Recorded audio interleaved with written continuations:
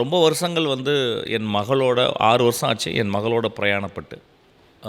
லாஸ்ட்டாக அவள் வந்து இந்த லாஸ்ட் இயர் வரும்போது கூட 10 நாள் தான் இருந்தா. அப்போ என் கூட வந்து ஒரு நாளைக்கு 1 ஹவர் அப்படி தான் இருக்க முடிஞ்சுது.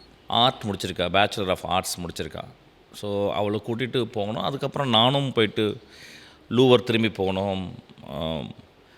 ஆம்ஸ்டர்டாம் போயிட்டு முஷேடிஸே போய் பார்க்கணும். அதுக்கப்புறம் வந்து வேன்கோவை பார்க்கணும். இப்படிலாம் இருந்துட்டு அப்புறம் ஒரு எலாபரேட்டாக ஒரு டூர் போட்டோம்.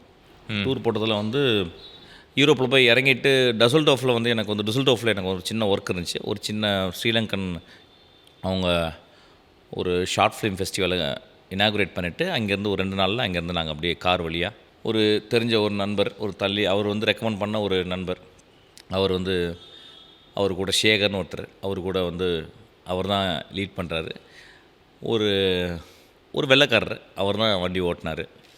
ஸோ அவங்களோட நான் என் மகள் இப்படியே போனோம். நாங்கள் அப்படியே நிறைய செக்கு போனோம். அப்படியே எங்கே போதோ கார் அப்படியே போயிட்டு போனோம். ரொம்ப ஒரு அழகான ஒரு பிரயாணமாக நான் பார்க்குறேன்.